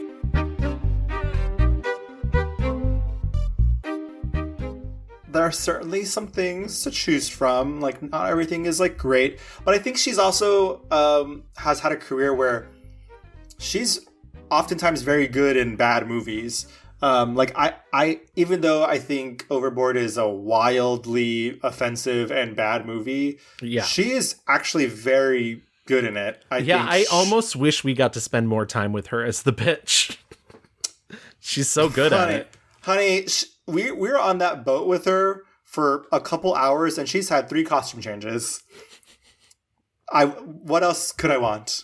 But as far as like her performance-wise, I have to go with 74's The Girl from Patrovka. It is just a wild ride. I mean, I was watching it and being like, who told her or who let her do this? And it seems very bizarre because it's so early in her career. But I guess she really was just like hoping to kind of break out of what she had been doing before. But like, the accent is beyond shaky quakey. I don't even know if she has a full grasp. I mean, I don't know what the fuck was going on in the movie. Yeah. I was like, does she know what's going on in the movie? Who knows what the fuck is going on in this movie? I mean, there's like a scene where she's like, I would like to give me for rent. Like, and that's the way she's talking. Like, it's very, What's even weirder about that scene is it's followed a couple scenes later by him attempting to initiate a sexual relationship with her. And she's basically like, what are you doing? And he's like, isn't this what you wanted? And it's like, you're both being gross. Stop it. Like, it's very... And he's like says earlier in the movie, like how he's done with like relationships and a lot of the movie, I just couldn't like figure out like, maybe it's because we're too young for this, Gavin. I don't know what was going on politically. Like I do know what was going on politically, and I still don't think this movie had very much to say about it. Perhaps if she had actually been somebody from the area but no, by also making her an immigrant from elsewhere, it all gets confused and muddled. The whole, like, it's so funny because I feel like they also want to eat their cake and have it too by being like, oh, she's this very serious ballet dancer, but also she's like painting a heart on her face, like she's like a flower child, and she's a free spirit. And like a lot of this movie is trying to be like, actually art is good and you can't do art here in Russia because they'll put you in jail. And like he wants the kid to like, do you know what jazz is? And it's like, right. I can't play jazz.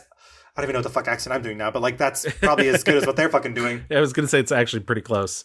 Anthony Hopkins is here. Doing something. Something. Really quickly, Goldie's name in this movie is Oktyabrina. Yeah, Oktyabrina.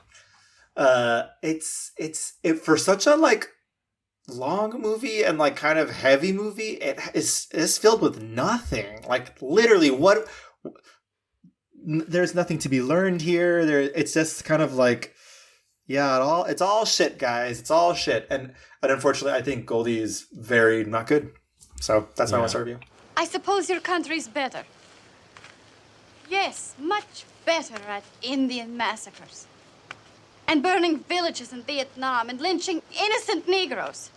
And then you being very superior in your sparkling kitchens and fancy cars. That's the whole point. Our journalists write about those things, all the crummy things about our own government. Or else how the hell would you know about it? I'm here to report the truth. Your truth. The uglier the better.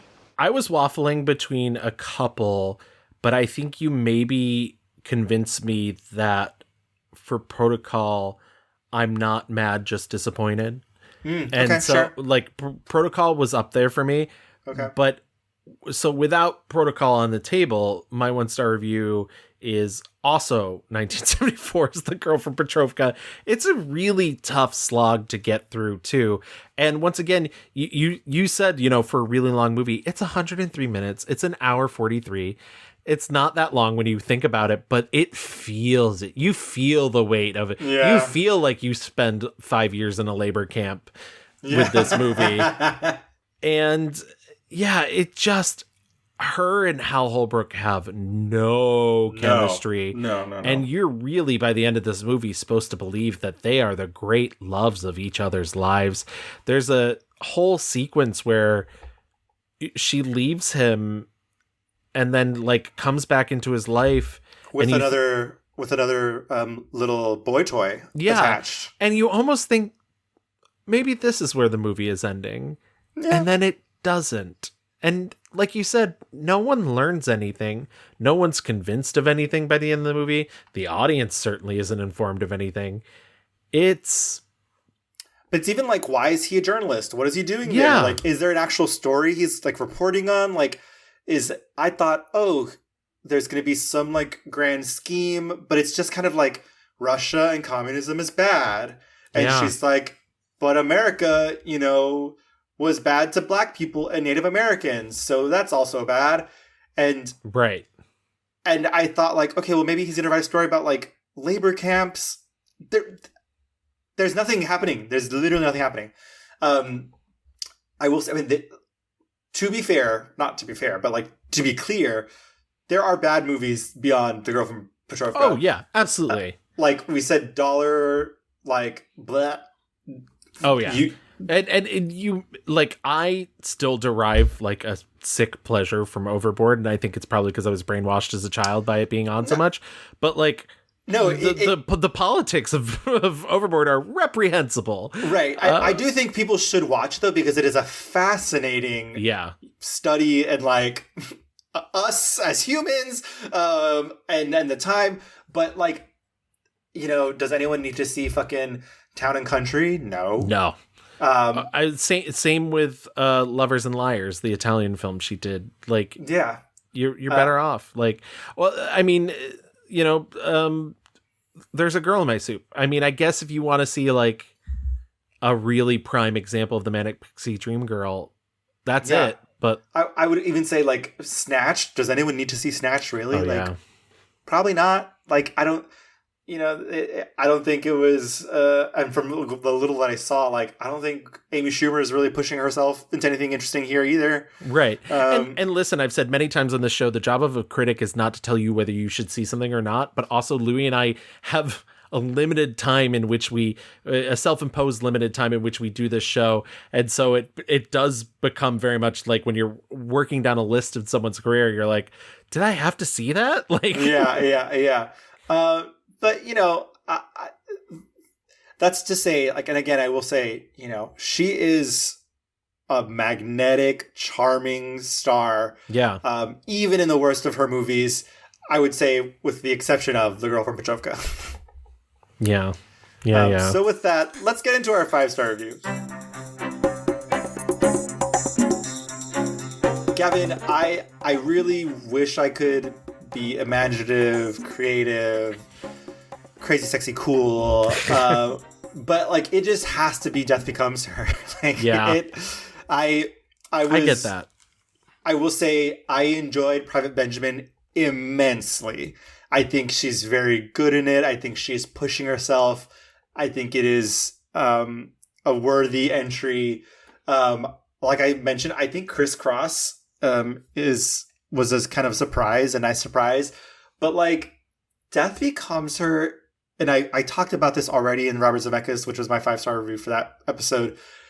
Specifically here, I think she is going toe to fucking toe with Meryl Streep, and even beyond, because I think she gets to do more than Meryl. And even though Meryl has like the perhaps the showier character, she's the one who actually gets married to Ernest.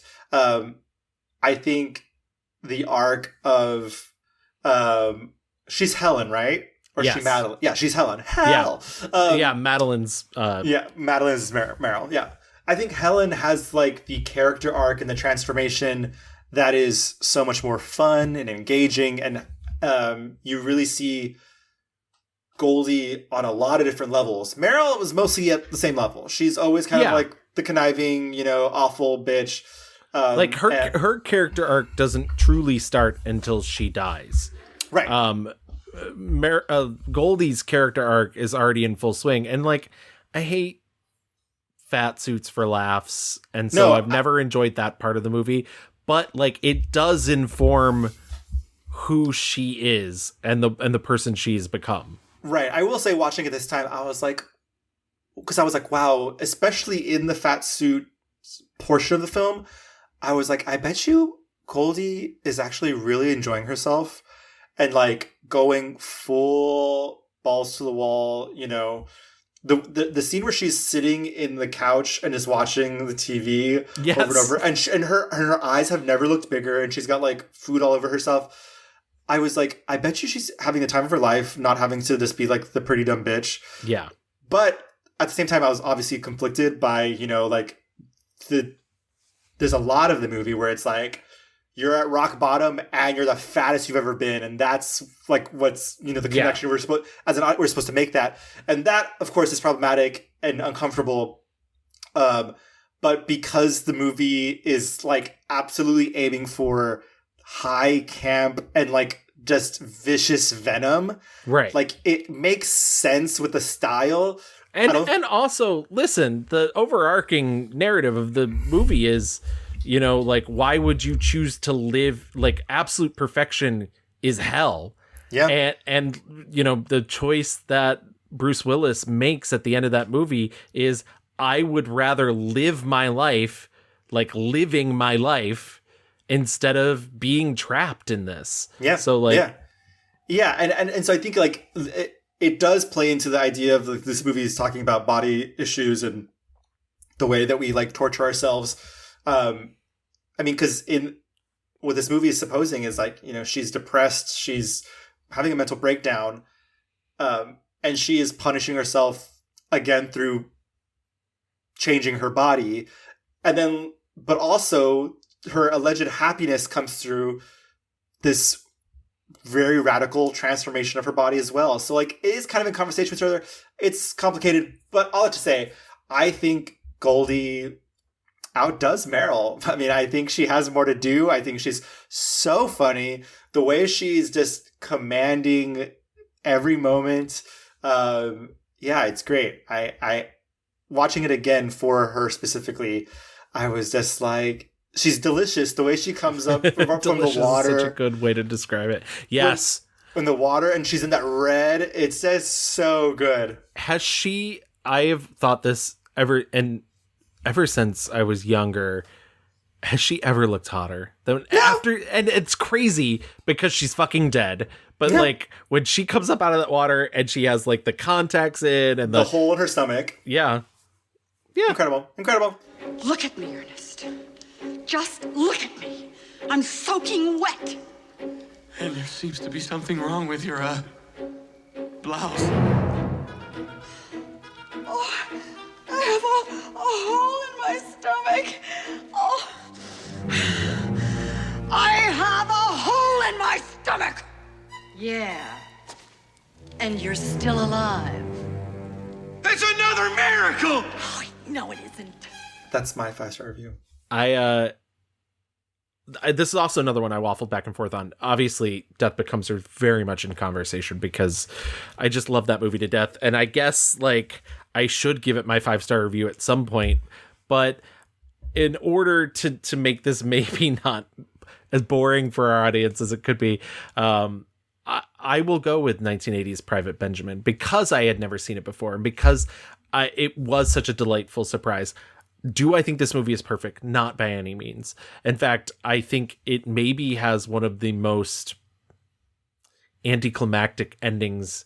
It's weird because it's both a satisfying ending because you're seeing a person choose themselves, but also like you're kind of like, huh, we just went all that for this. But I also don't know how else you would have ended it. You know, that's but as we mentioned before, you know, Judy Benjamin, she's a 28-year-old woman she's been married twice. Her latest husband has just died mid-coitus with her. I love that she flat out tells his mom when his mom is like, what were his last words? She's like, I'm coming. Yeah. She gets tricked into joining the army.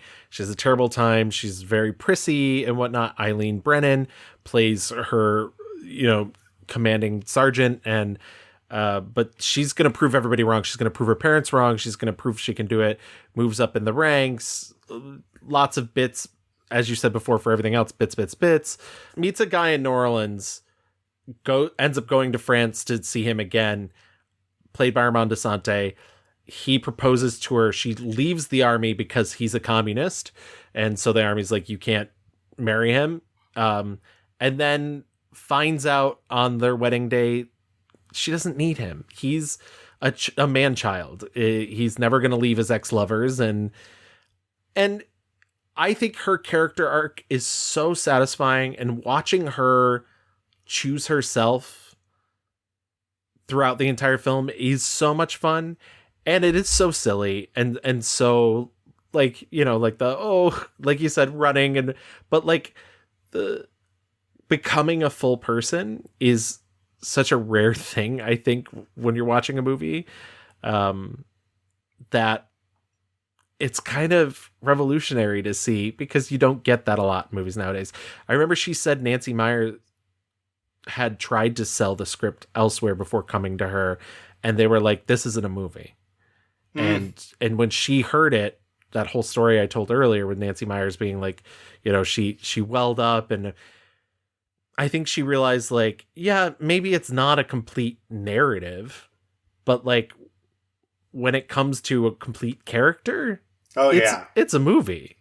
Yeah. I watching this movie, I was like, the idea, I have never in my life felt more attracted to be like, what if I did just like say, fuck this life, I'm gonna go join the military. I want some structure in my life. Yeah. I want to meet people from like all over. And I mean, because her life is like crumbling around her, and the idea of like, when her parents are kind of like, sweetie, it's okay, babe. You can leave. We got this. Quit. You can quit. And she's like, I cannot go back to this life. I cannot go back to this fucked up life. And I'm going to like push through. I do think like, it's funny you mentioned like, you don't think it's a perfect movie. I was kind of like taken when it like, she has to go to France. There's like this whole 2nd/3rd act of like this other life that she's kind of backsliding into, you know, for a man. And at first you're like, oh, okay, I guess. And she never really reconciles with Eileen Brennan's character. I know. Well, that's the part that weirds me out is the third act really pushes every other character from the second act out of the film. And Right. that's a hard thing, I think, to... Yeah, because she made like really good friendships. Those other women there. That scene where all the women are talking about having their orgasm is so good. And once again, 1980 feels impossible. Well, once, when I was with my first husband, I got to this place that was kind of nice and tingly. And, I don't know if it was official. I mean, I don't know if this was an official, like, orgasm, you know? But I counted it as one for 5 years. How many times you been married, Benjamin? Twice. The first time for 6 weeks, and the second time for 6 hours. That third act and her, like, she thinks she's going to get it all. She has this new love. She's having orgasms, the career, military. But guess what, bitch? Men.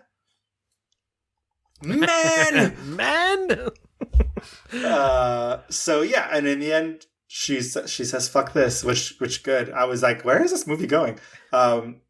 But yeah, I like that a lot. And you're absolutely right. I mean, the idea, you're taking ownership of your life. You're taking control. Yeah, and I think that's what truly, because like I said, when initially upon like it got to the very end and was kind of like, that's it. But then I was like, this is so much deeper than that, and you don't see that a lot from Hollywood. You truly don't. I was like, independent French film maybe, but like, well, yeah, like this movie in a classic Hollywood way would have ended with her like with a really happy ending of like with the guy or like, you know, she did the thing. Or like rejoining the job she just left instead of him, or somehow quote having it all. Somehow like returning to her family stronger than ever. And you just truly don't know where she's gonna go at the end. Yeah. But she also doesn't care. Yeah. And that's lovely. Real quick, and I am going to wrap this up. Even though Eileen Brennan played such a antagonistic character with her, she was really good friends with Eileen Brennan, and all the way up until when Eileen Brennan died. And so I love that. I love, like, she's just such a loyal, friendly person that like she saw this other like comedic actress and was like, friends now. The only other movie that I would have picked besides Death Becomes Her or Private Benjamin is actually Best Friends. I think it really surprised me a lot.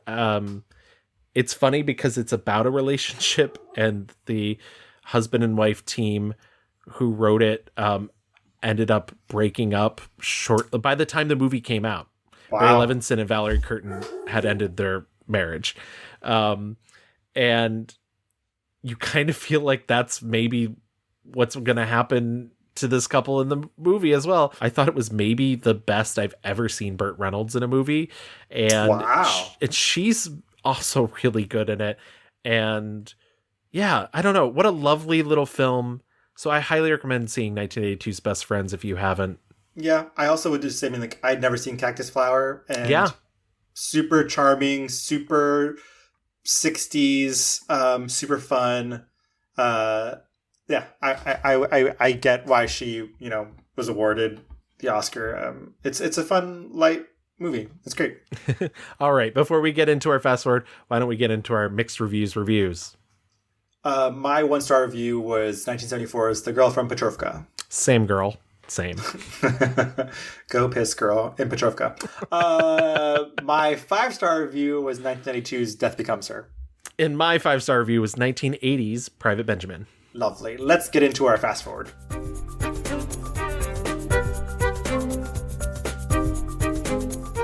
I personally hadn't thought of Goldie Hawn really in a while, and it kind of shocked me when she won the poll because I was like, oh, I guess she's on the mind of other people, only to find out that she made USA Today's 2023 Woman of the Year list.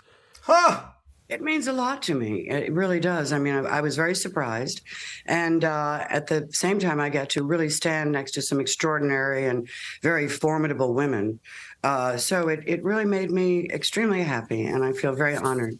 She is still in the ether. She's still out there doing stuff.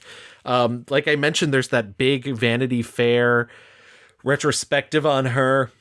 There's a bunch of stuff in her career we didn't even talk about. She did produce other movies that she wasn't in. She produced one of my favorites, My Blue Heaven from 1990. She produced the Matthew Shepard story in 2002 for TV. Famously, she was going to do Chicago in the 80s with Madonna. And we talked a little bit about that in our Madonna episode with Trina Wintour. Go listen to that episode. Trina is so much fun. And Harvey Weinstein essentially kiboshed it. And she's in that Vanity Fair piece. She reveals she was like, listen, asshole, I know what you're doing, because they rewrote the Velma role for someone much younger. So Goldie wouldn't be able to play it. Though I will say this to any Vanity Fair journalist listening, you don't have to get a quote from Harvey Weinstein in prison. I do not care. We don't need it. No one cares what he thinks. It's good enough to hear Goldie's version. Thank you. I do wish we would have been able to see her dancing more on film, because she's she was trained dancer. And dancing on film, that's not a fucking ballerina in Russia. Well, that's she also danced a lot in the 20 minutes of The Duchess and the Dirtwater Fox that I saw. So maybe she thought, if I dance in a movie, it doesn't do well. Yeah, maybe that's the thing. But I agree. I would have loved to have seen that. She seems like such a down-to-earth. She's a mother. She's a grandmother. She said for when it came to her kids, the only thing is she didn't want them to be child actors. So she made them go to school first. I think she's just happy doing that. She said she's been showing some of her grandkids her older movies now. And that's so fun. Yeah. I mean, she's been around for a while. I mean, and her legacy is firmly in place. Movies and her fucking kids, literally, who are so successful. I mentioned, Kate Hudson is a Nepo baby, but Kate Hudson is also very good at what she does, right? In the same in the exact lane that her mom did. But honey, when you got it, you got it. They have that star power running through their veins. I don't think she has anything coming up, but she's 77 years old. She doesn't got to do fucking anything else. Right. She, like I said, she wants to play Mrs. Gloss again. Sure. Good. That sounds like a non-taxing role that she can just do and have fun with her husband. Yeah. And I imagine Snatched didn't really make any money, do anything, get good reviews. So I'm sure she's like, why the fuck did I do this? Ugh. I really enjoyed doing this episode. I was so surprised by